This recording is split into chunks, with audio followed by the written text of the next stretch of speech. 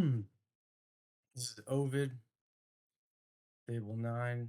Neptune appeases the angry waves, and he commands Triton to sound his shell, that the sea may retire within its shores, and the rivers with their banks.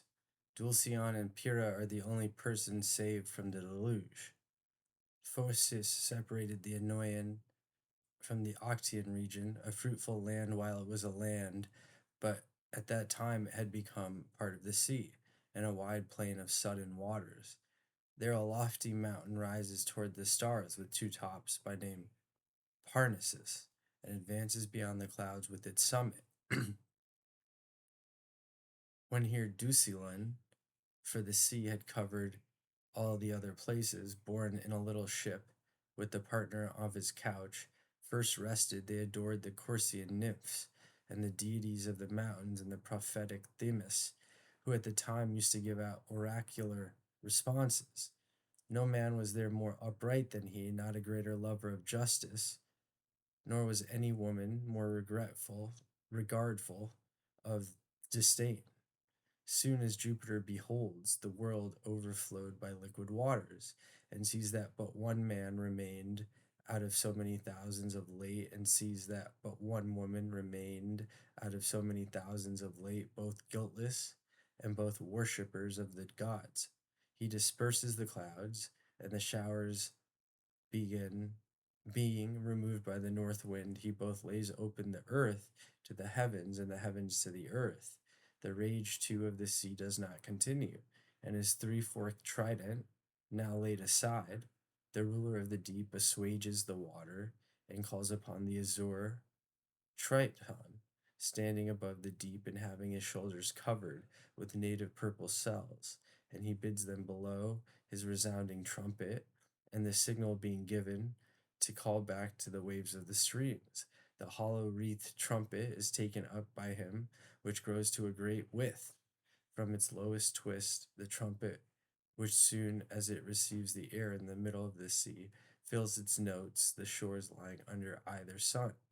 The two, as soon as they touched the lips of the gods dripping with the wet beard, and being blown, sounded the bidden retreat. It was heard by all the waters, both of the earth, sea, and stopped all those waters by which it was heard. Now the sea again has a shore. Their channels received the full rivers. The rivers subside. The river sticks, perhaps. The hills are seen to come forth. The ground rises. Places increase in extent as the waters decrease, and after a length of time, the woods show their naked tops, that retain the mud left upon their branches. The world was restored, which when Dusulin beheld to be empty, and how the desolate earth kept a profound silence, he thus addressed Pyrrha, with tears bursting forth, O sister, O wife, O thou, the only woman surviving, whom a common origin and a kindred descent, and afterwards the marriage tie had united to me, and whom now dangers themselves unite to me. We are two are the whole people of the earth, whatever both the east and west behold. Of all the rest, the sea has taken possession, and now there is no certain assurance of our lives, even yet do the clouds terrify the mind. What would now have been thy feelings, if without me thou hadst been rescued from destruction? O thou deserving compassion! In what manner couldst thou have been alone to support this terror? With whom for a consoler to endure these sorrows? For I believe my wife, if the sea had only carried thee off, should have followed thee, and the sea should have married me off as well. Oh, that I could replace the people that are lost by the arts of my father, and infuse the soul into the molded earth. Now the mortal race exists in us two alone. Thus it had seemed good to the gods, and we remain as mere samples of mankind. Fable 10. Dusilin and Pyrrha, who recently got married in the manner prescribed by goddess Themis, whose oracle they had consulted, as in 100 years of solitude. He thus spoke, and they wept. They resolved to pray to the deities of heaven, and to seek relief through their sacred oracles. There's no delay. Together they repair the waters of Cephasus, though not yet clear, yet now cutting their wonted channel. Then, when they had sprinkled, the waters poured on their clothes and their heads, in their turn stepped of the sacred goddess, the roof of which was defiled with foul moss, and whose altars were standing without fires.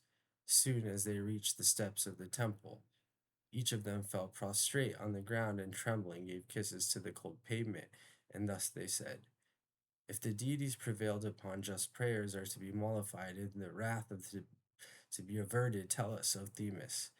But what art the loss of our race is to be prepared, and give thy assistance, O most gentle goddess, to our ruined fortunes. The idea that Plato had to use no grammar failed him, and throw behind your tackle. For a long time they are amazed. In Pyrrha there's are. It seems they were standing, though yet not clear. We check the tense. He thus spoke, and they wept. Right? That's present tense. For a long time they are amazed, and Pyrrha is the first by her words to break the silence, and then refuses to obey the commands of the goddess, and begs her with trembling lips to grant her pardon, and dreads to offend the shades of her mother by casting her bones. In the meantime, they reconsider the words of the response given, but involved in dark obscurity, they ponder themselves among themselves. Among that, the son of Prometheus soothes the daughter of Epithymus with these gentle words, Epimethus, and says, either in my discernment, fallacious, or the oracles are just, and advise no sacrilege. The earth is the great mother. I suspect the stones in the body of the earth are the bones meant. These we are ordered to throw behind our backs. Although she, descended from Titan, is moved from this interpretation of her husband, still her hope is involved in doubt. So much do. They both distrust the advice of heaven. But what harm will it do to try? They go down and they veil their heads and ungird their garments and cast stones as ordered behind their footsteps. The stones, who could have believed it, but the antiquity is a witness of the thing, dusting on zinc, began to lay aside their hardness and their stiffness, and by degrees to become soft, and when softened, to assume a new form. Presently after, when they were grown larger, a milder nature too was conferred on them. We'll stop for a second, and um, we will list some Spanish words and work on their pronunciation. Lista de compras, that is grocery list. Lista de compras. There is verano, winter, verano, winter. There is loropai, clothing, loropai, clothing, las chamaras, las gorros. Libro is book. El is masculine, la is feminine. Does anyone know any L? Maybe el libro. L is perhaps not uppercase. Libro, the L is uppercase. El libro, bro, is masculine. L is masculine. La is feminine. La mujer, the sister, or the girl, I mean. La niño, the sister. Las is plural. Los is plural. El piso is the floor. Comida is to eat. Beber is to drink, perhaps. Bueno, es bueno. So you say, viele Mensch sind glücklich. Wie viele Mensch haben sie passiert? But that's German. So es bueno is Spanish. We're looking for Something like, I been bueno. I am good. Three different languages. Get it done. They go down and they veil their heads and ungird their garments to be wrought, not sufficiently distinct and very like to rough statues. Yet that part of them which was humid with any moisture and earthy was turned into portions adapted for the use of the body. That which is solid cannot be bent, is changed into bones. That which was just now a vein was the famous quote by Marx, all that is solid must rest, like hair, unless hair is liquid. Thence we are hardly a generation enabled to endure fatigue, and we give proofs from what original sin we spring. The earth, being warmed by the heat of the sun, produces many monsters, among them the serpent Python, which Apollo kills with his arrows. Fable 11. To establish a memorial of this event, he institutes the Pythian Games, based on pith. The earth of her own accord brought forth other animals of different forms after the former moisture was thoroughly heated by the waves and the mud and the wet fens fermented with heat and fruitful seeds and flora and fauna indeed in the womb of the mother grew and in lapse of time assumed some regular shape. Thus when the seven streamed Nile had forsaken the oozy fields, there are things like trumpets, there are things like the womb of the mother, which are motifs, they are light motifs. They appear and reappear, thus helping with memory, like the ancient channel, and the fresh mud has been heated with the ethereal sun, the ethereal. The laborers on turning up their clods, meeting with them every animal, just some form of imperfect yet destitute limbs, animated, for when moisture and heat have begun, they conceive of subjugation, to be lowered. And although fire is the antagonist of heat, in thermodynamics, emptiness is in the face, not the head. Deluge was thoroughly heated by the ethereal sunshine and penetrating warmth. It produces species of creatures, innumerable, like in evolution, speciation, speciation, that, like in money. Thou enormous python and thou unheard of serpent, wast a source of terror to this new race of men. Ik wünsche, right? Ik, you know, wir wissen, we know, ik wünsche, du wünscht, sie es wünscht. So vast a part of a mountain didst thou occupy.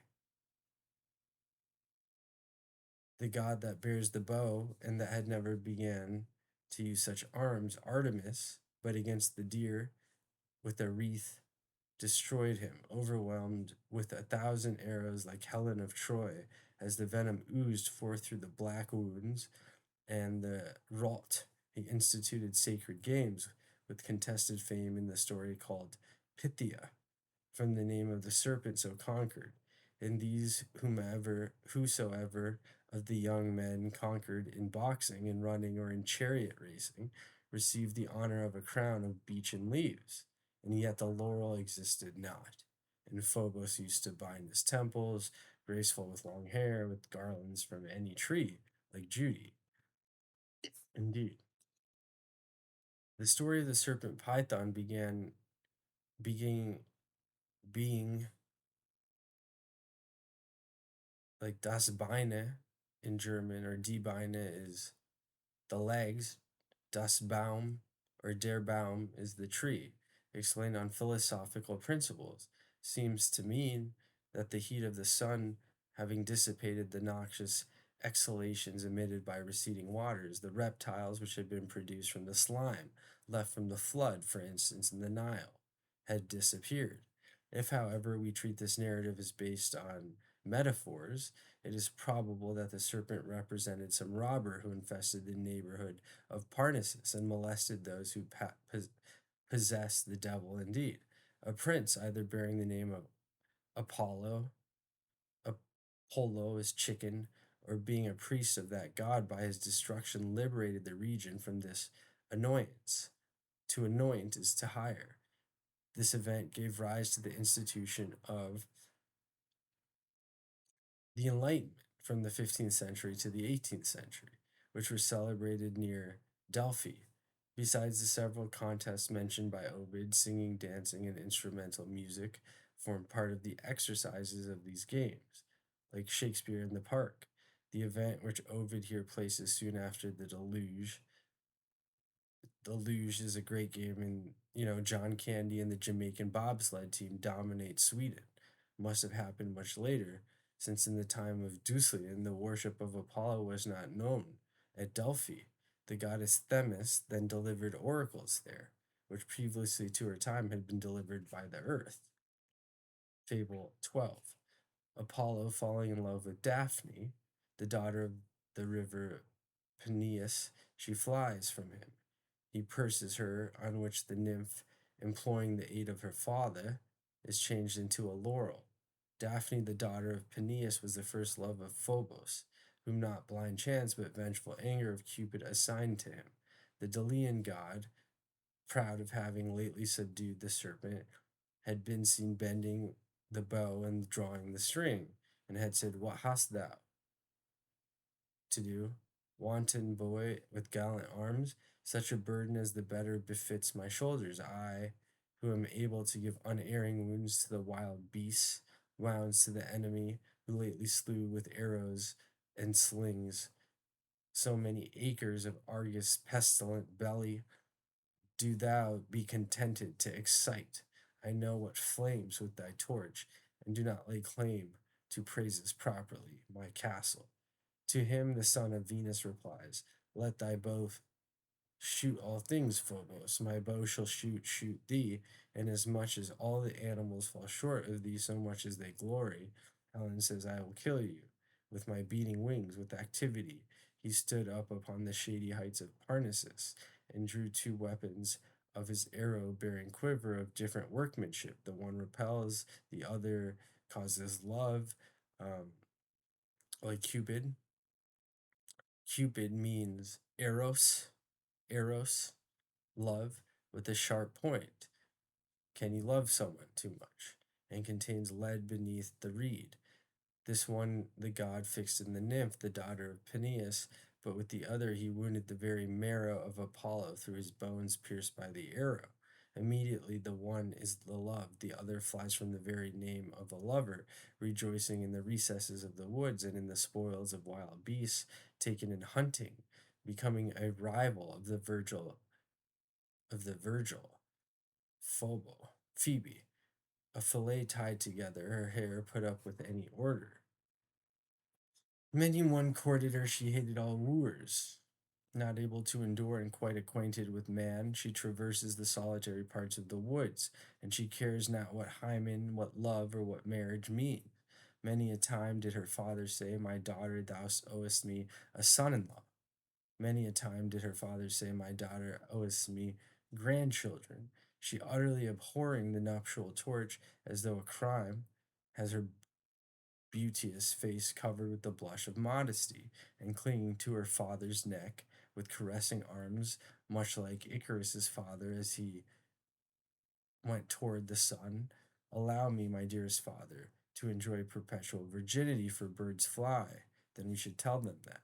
He indeed complied, but that was the very beauty to be the charms of thy person, impediment to thy desires. It is said that, but that very beauty forbids thee to be what thou wishest, and the charms of thy person are an impediment to thy desires. Phobos falls in love, and he covets an alliance with Daphne, now seen by him. And what he covets he hopes for, and his own oracles deceive him. The light stubble is burned when the ears of corn are taken off, and his hedges are set on the fire by torches, which perchance a traveller had either held too near to them, or left there, now about the break of day. Thus did the god burst into a flame. Thus did he burn through his breast and cherish a fruitless passion with his hopes. His beholds her hair hanging unadorned upon her cheek, and he says, What if the Kreuzes Sonata ended like this? He sees her eyes like stars sparkling with fire. He sees her lips, which is not enough to have merely seen. He praises her fingers, her hands, her arms, her shoulders, the middle, whatever is hidden. He thinks beauteous. Swifter than the light, the wind she flies. She stops to find the wind. Indeed. O nymph, daughter of Peneus, stay, I entreat thee. I am not an enemy following thee. In this way the lamb flies from the wolf. Thus the deer flies from the lion. Thus the dove flies from the eagle with trembling wing. In this way each creature flies from the enemy. Love is the cause of my following thee. Ah, wretched me! Should thou fall on thy face, or should the brambles tear thy legs that deserve not to be injured, and should I prove the cause of pain to thee, the places are rugged. Thou hast thy hastening. Run more leisurely, I entreat thee, and restrain thy flight. I myself will follow more leisurely, and yet inquire with them who dost please. I am not an inhabitant of the mountains. I am not a shepherd. I am not here in rude guise, watching the herds of the flocks.